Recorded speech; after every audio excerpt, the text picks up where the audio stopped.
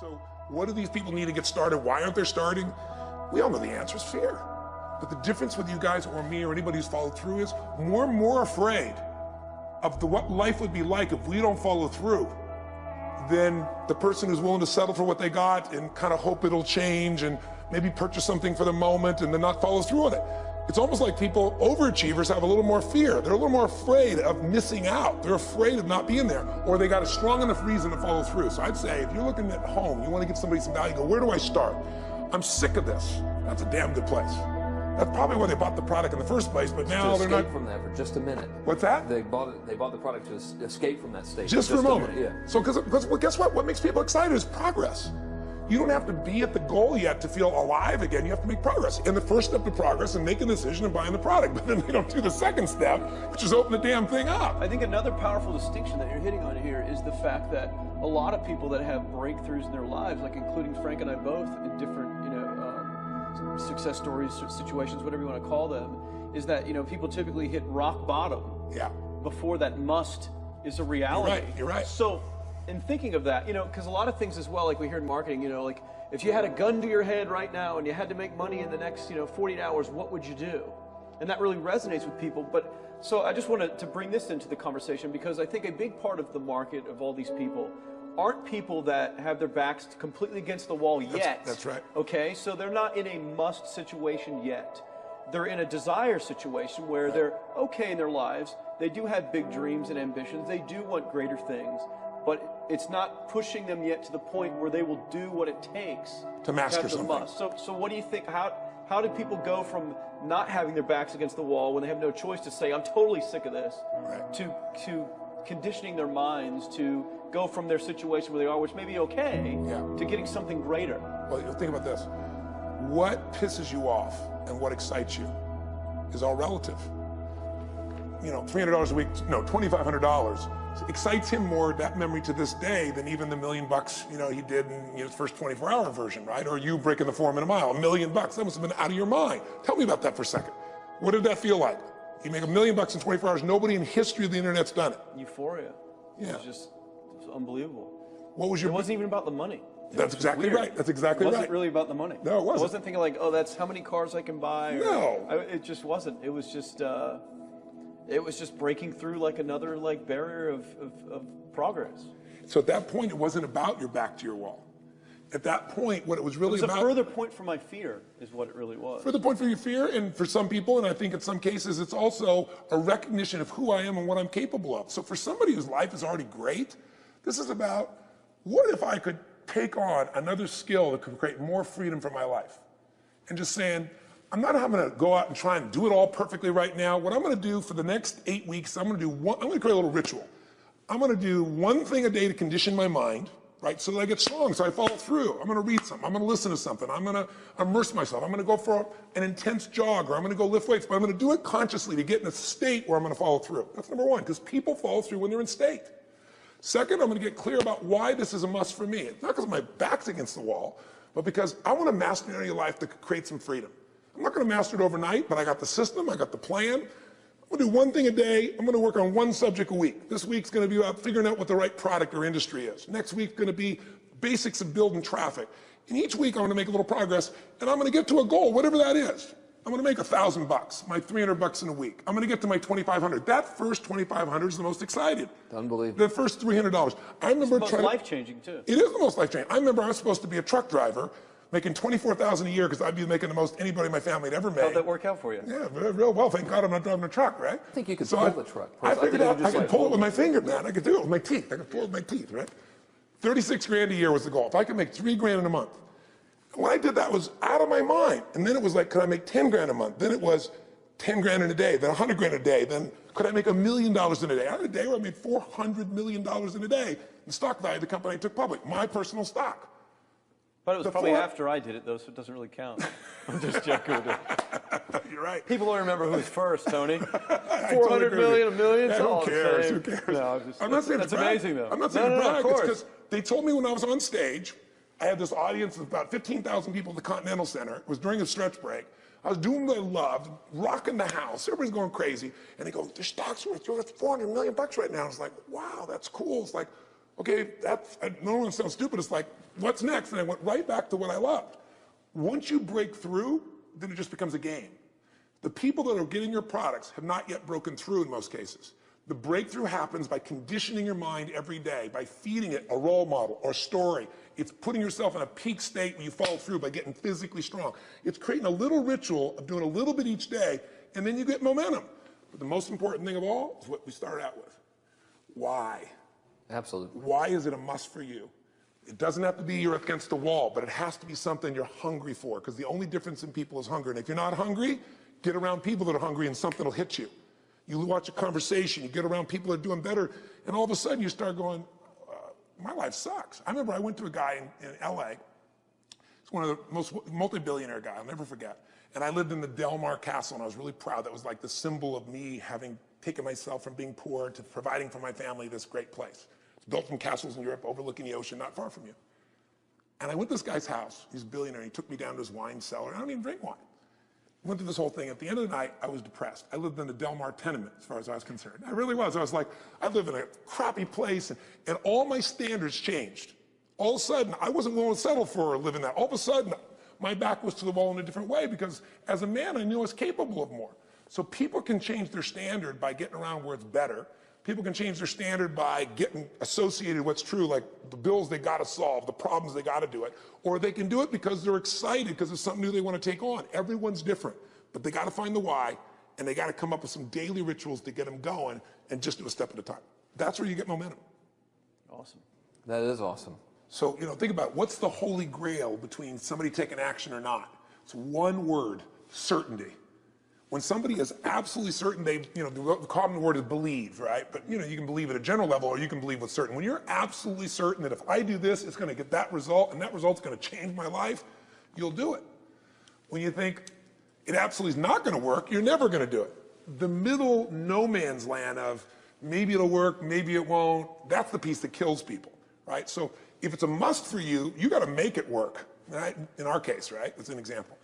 If it's not a must for you and you're not sure, you don't know what to do. So years ago, I'd look around and say, okay, how do people get themselves to follow through that haven't been following through? What's the difference? And I started interviewing hundreds of people, literally, and eventually thousands, because I had thousands of my events. So I'd ask the group to give me their feedback. And I came up with this model. It's like the holy grail of belief, or the holy grail of momentum. It's like the difference between what makes the rich get richer and the poor get poor, right? And the difference we all know is mindset, but like, how's that built? So this is what I did. I created stupid little 4 little boxes, and I'll scribble it here for you. You think about the first thing that determines whether you can do something or not, and I put that in this first box at the top here on the left side. It's potential. Like, what's the potential of a human being? Like, when you guys started, you proved something no one had done in history. You ran the 4-minute mile, right? For golly knows how many centuries, they're trying to run a 4-minute mile. Roger Bannister does it. Remember? How did he do it? You did it in this industry, right? You made $1 million in a day. No one had ever done that in history, right? After you did it, a bunch of other guys are doing it in case it became possible. Roger Bannister didn't just go physically practice. He made a shift in his head. He practiced in his head because he could never achieve it physically, so he had to change in his head first so that the result became certain enough he believed it, and then his body got him through. After Roger Bannister ran that 4-minute mile, within 2 years, 37 people ran a 4-minute mile. Wow. When no one in history had ever done it. Now here's how it works.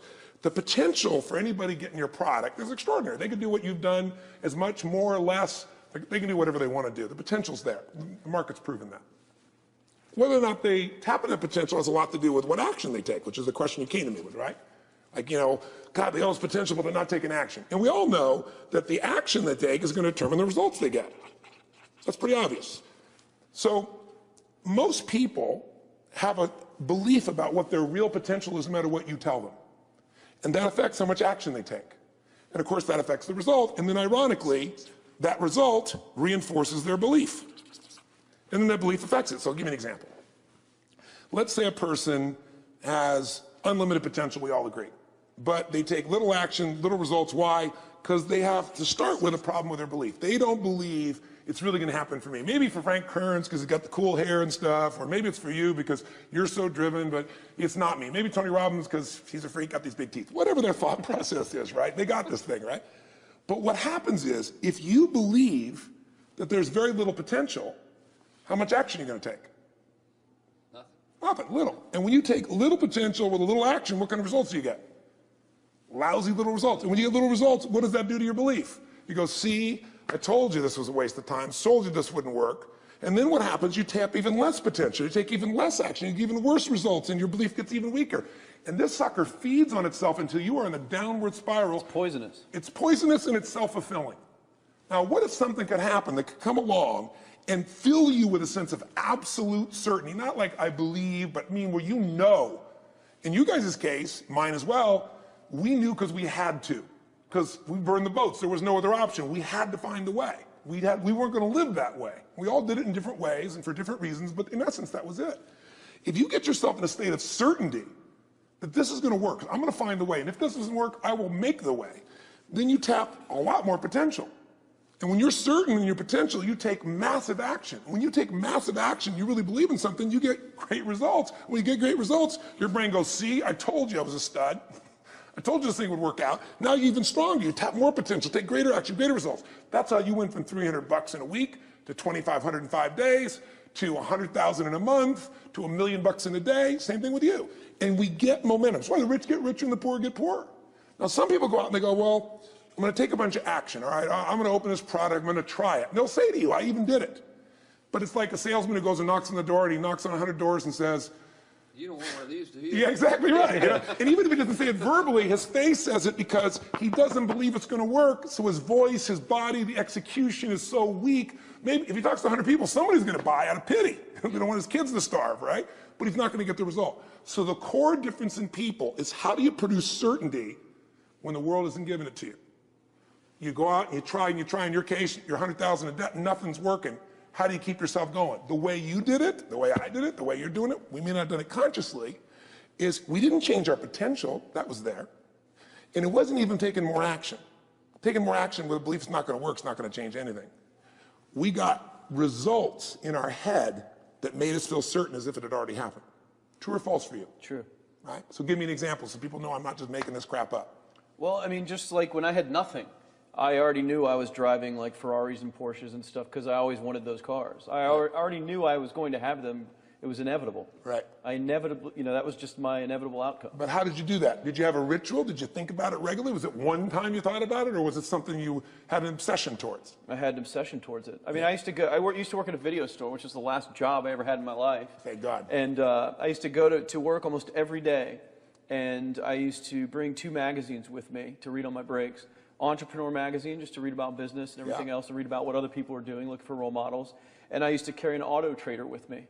And I used to look at Porsches that were for sale. Yeah. And people always used to ask me, what are you doing with that Auto Trader magazine? I'm like, well, I'm just picking out the Porsche that I'm going to buy. Right. Which probably got you a lot of crap. I did. People made fun of me. Sure. I actually had a boss at that job tell me, you really shouldn't do that to yourself, John, because it's very, very likely that is never going to happen. That it's very likely that you're never going to have that car. Yeah.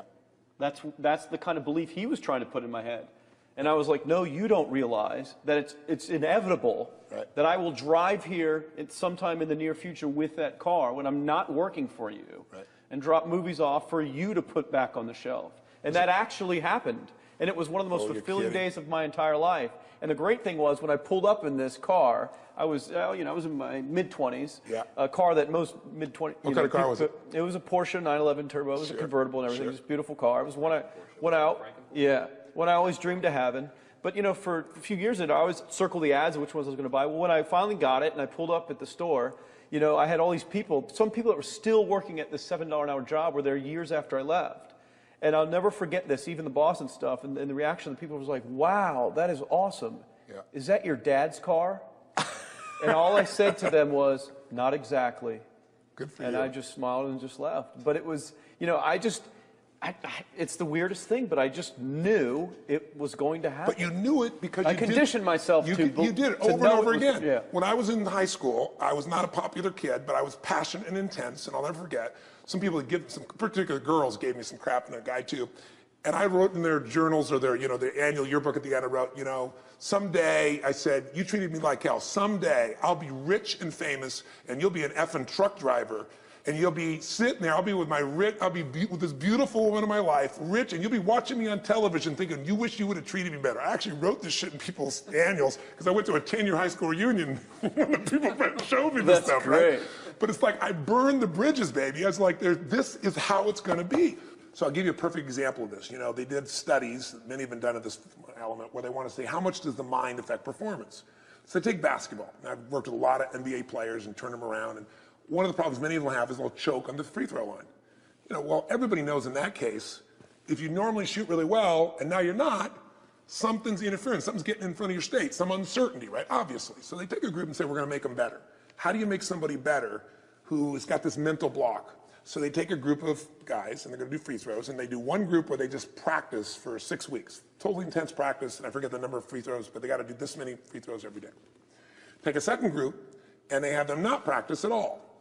Obvious. And they take a third group and they don't let them touch a basketball.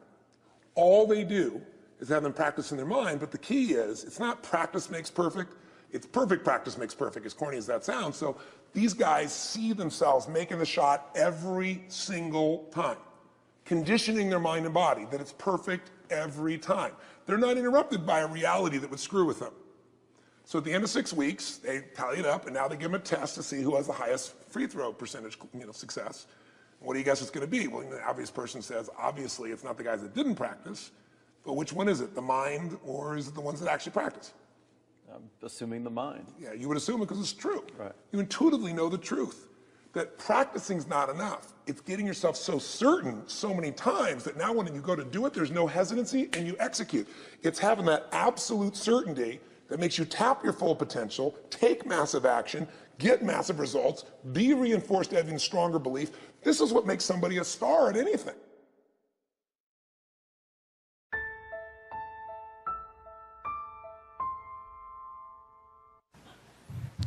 So, how on earth could I think such thoughts? Because you were stuck in a fear place, and when people get in fear, they focus on significance and certainty. And those are both important human needs, but they should only happen after we first love. And then the significance is a beautiful significance, the significance of wanting to give significantly, love significantly, contribute significantly. And then certainty lasts because it has the vibration of love in it, not the vibration of control in it.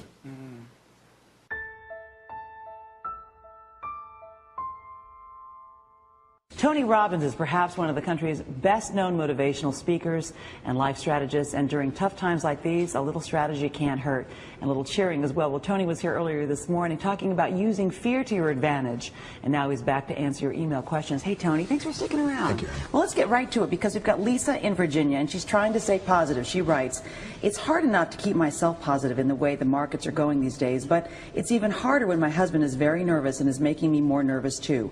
How do I deal with the situation when I'm having to keep both of us from worrying too much?"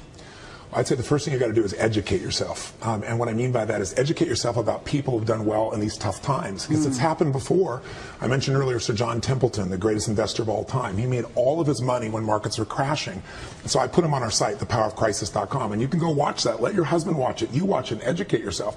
Second thing is, I've been coaching for 16 years now, one of the top 10 financial traders of all time. He's an amazing man. He writes me every single day. I coach him once a week or once every 2 weeks. So I called him last night because this is a man who in 1987, when the market crashed, he made $500 million that day when everybody's afraid. So let me tell you what he said. He said two things. In the short term, he predicted what was going to happen today. He said, I think we can have some rallies, but he said, I don't think it's the bottom yet. In fact, I think it could go down another 20 to 30%, could even be 40. Now, a lot of people hear that and freak out. Yeah, that's not very uplifting, Tony. No, but it is. Robert Prechter is a man who's a friend of mine also. He wrote a book in 1978 where he said the biggest bull market's coming when we were at 800. It's gone 14 times that on the Dow. I called him up and he said, look, Tony, think of it this way. Stocks that were $50 are now selling for 10 or even 5. There's a great chance, based on what happened in the 30s, even what happened in the 70s, some of those will sell for $5, they'll go down to 1, or even 25 cents. But here's what happened in the 30s and in the 70s.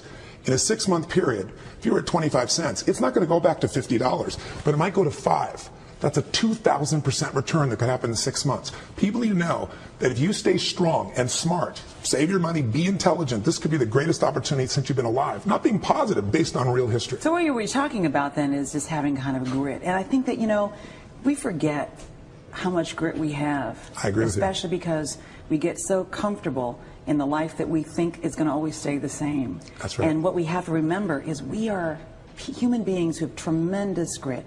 And in this country, we've proven that. And it's tough. Now, It's hard, however, to explain this to your children. We've got a good question here from Hannah. She's from Massachusetts. She writes, my children watch the news every morning. How do I make sure that they know what's going on in this crisis, but don't get them scared about their lives and our family's welfare? This is a big issue.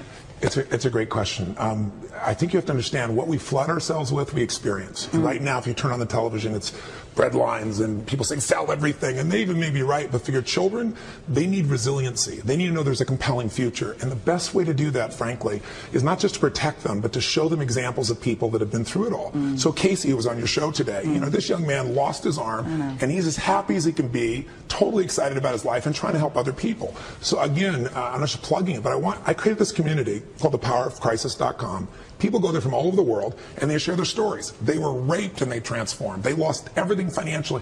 And at the end of it, they'll tell you how I'm better today. If I know at the time I didn't want it to happen, but if it hadn't, I wouldn't be who I am today. I'm happier, I'm stronger, I'm richer inside. And I think if kids hear enough examples of like that, it starts to stick.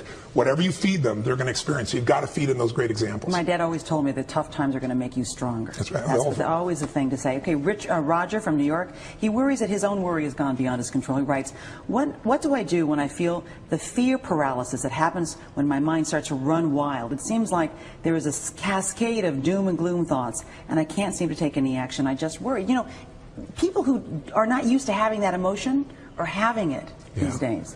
Well, we've all had it at different times of our lives. We just forget. And I think what he has to do is, what's a time in your life that you had an enormous crisis, but what pulled you through?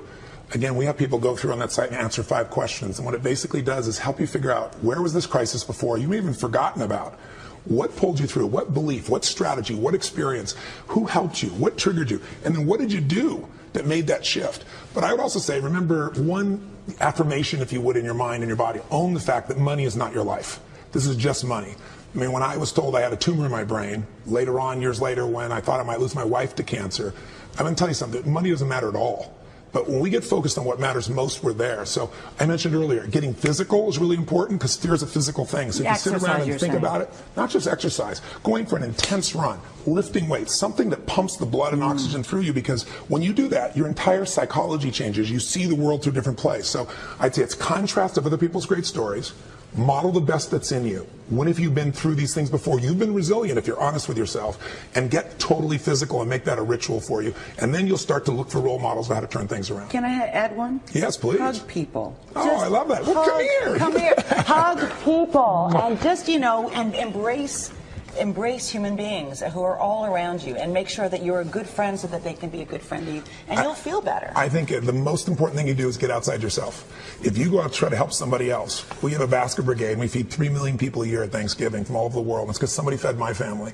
When you go out and help somebody else, you realize you have no problems. You realize how lucky you are. And you feel like you have something to give. And we all need meaning in our life. We don't want to just get. The life now is about what can you give. That's what'll light you up. Tony Robbins, I'm feeling lucky because I got a hug from you today.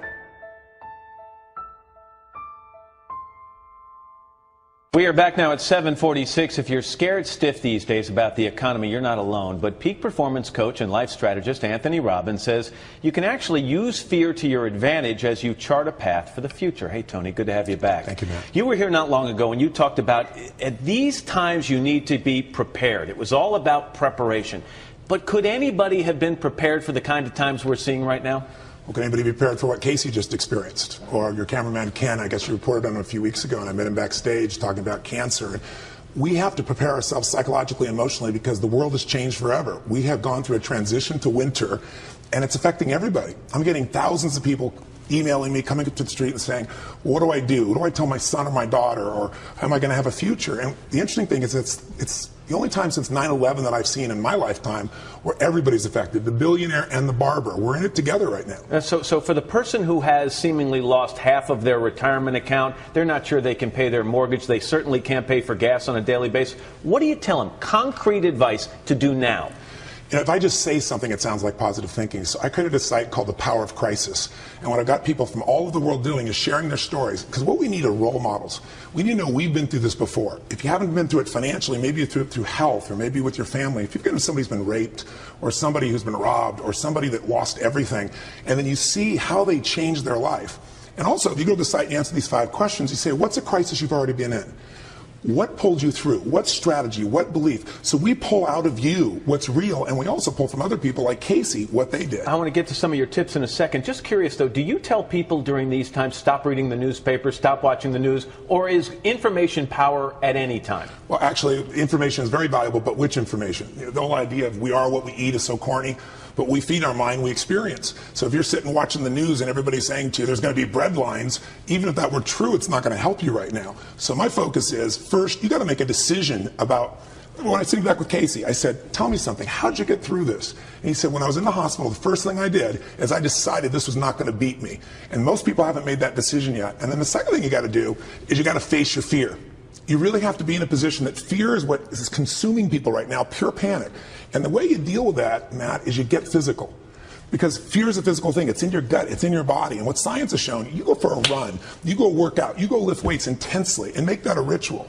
And when the blood's pumping through you and the oxygen's there, you have a totally different perspective. Let me go through a couple of real quick things. Embrace the pessimism. Are you talking about embracing your own pessimism or others' pessimism and taking it as an opportunity? I'm saying fine.